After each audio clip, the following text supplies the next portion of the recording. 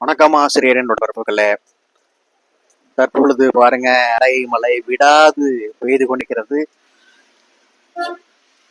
மக்கள் ஓரளவுக்கு வழக்கமான பணியை அப்படியே செஞ்சுக்கிட்டே இருக்காங்க. அலுவலகங்களுக்கு போறவங்க, பேருந்து பயணம், அத்தியாவசிய பொருள் வாங்குறவங்க, விற்கிறவங்க, இப்படி அன்றாட தேவைகள் அப்படியே நடந்து கொண்டுதான் இருக்கிறது. மற்றபடி உடல் உழைப்பு செய்பவர்களுக்கெல்லாம் இன்று ஓய்வுதான். சமீப காலமாக இப்படி ஒரு மழை பொழிவு இல்லை என்றுதான் சொல்ல வேண்டும். கடந்த புயலினோட போதும் கூட அப்படி ஒன்றும் மழை பொழிவு இல்லை. இன்று 2 நாட்களாக தொடர் மழையாக இருக்கிறது.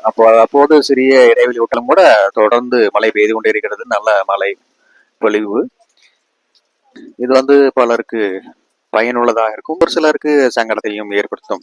ஏனென்றால் ஐயன் திருவள்ளுவரும் சொல்லியிருக்கிறாரு, கெடுப்பதும் கேட்டார்க்கு சார்வாய் மற்றாங்க எடுப்பதும் எல்லாம் மழை.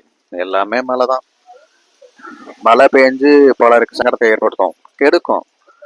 விவசாயம்லாம் பயிர்கள்லாம் மழையில மூழ்கி போகும். அந்த மாதிரி சில சம்பவங்கள் நடக்கும். பலருக்கு வீடுகள்லாம் இலக்க நேரம். அந்த மழையில தொடர் மழை பெஞ்சா கொஞ்சம் வீடுகள்லாம் அங்கங்க கொஞ்சம் இடிந்து விழுவதெல்லாம் வாய்ப்பு இருக்கு. மக்கள் அன்றாட வாழ்வியல்ல கொஞ்சம் சிக்கல்கள்லாம் இருக்கும். அது மாதிரி இருக்கு. அதே நேரத்துல அப்புறம் மழை பெய்யலன்னு சொன்னா வேளாண் செய்ய முடியாது, உழவு தொழில்லாம் செய்ய முடியாது. நம்ம மற்ற நாட்கள்ல அப்புறம் நம்ம சாப்பாட்டுக்கு எங்க போறது, அது மாதிரியான சில சங்கடங்களும் இருக்கத்தான் செய்யும். அதனாலதான் சொல்றாரு, கெடுப்பதும் கேட்டாருக்கு சாருவாங்க மற்றாங்க எடுவதும் எல்லாம் மழை. எல்லாமே மழை தான். நம்ம சாப்பிடுற உணவை விளைவிக்கிறதுக்கு மழை தான் வேணும். அந்த தண்ணி குடிக்கிறதுக்கு சாப்பிட்டதுக்கு அப்புறம் அதுக்கும் மழை தான் பெய்ய வேண்டியிருக்கும். இப்படி மழை எல்லாத்துக்கும் காரணமா இருக்கு. இப்படி ஒரு சிக்கலான சூழ்நிலையும் பார்த்தா மக்கள் தாங்கள் அன்றாட பணியை தொடர்ந்து செஞ்சுக்கிட்டே தான் இருக்கிறாங்க. அதிகாலை 3 மணிக்கு 4 மணிக்கு எழுந்திரிச்சு காய்கறிகள்லாம் கொண்டு சந்தைகள்ல சந்தைப்படுத்துறாங்க. அத வணிகர்கள்லாம் போயிட்டு மழையெல்லாம் பார்க்காம கடுமையான சிரமத்துக்கு இடையில தான் இந்த காய்கறிகளை வாங்கி கொண்டு போய் கடைகள்ல வைக்கிறாங்க.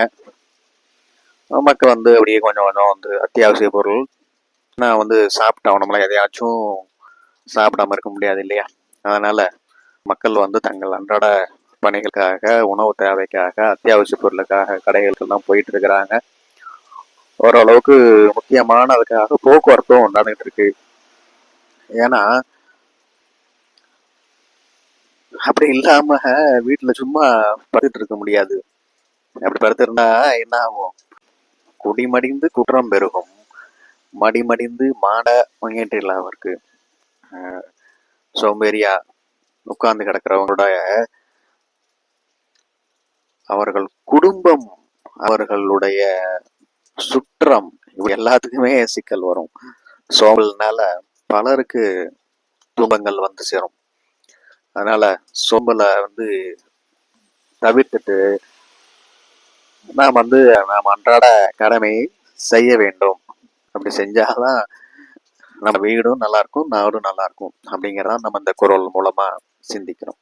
இந்த மலை பற்றிய தகவல், திருக்குறள் விளக்கம் உங்களுக்கு பிடித்திருக்கும், கொஞ்சம் பொழுதுபோக்காக இருக்கும், பயனுள்ளதாகவும் இருக்கும் என்று நான் நம்புகிறேன். இது போல ஏராளமான தகவலுக்கு நம்ம ஆசிரியர் நகுல்சாமி யூடியூப் சேனல் இது வரைக்கும் சப்ஸ்கிரைப் பண்ணாதவங்க சப்ஸ்கிரைப் பண்ணுங்க, லைக் பண்ணுங்க, ஷேர் பண்ணுங்க, உங்களுடைய கருத்தை சொல்லுங்க, கமெண்ட் பண்ணுங்க.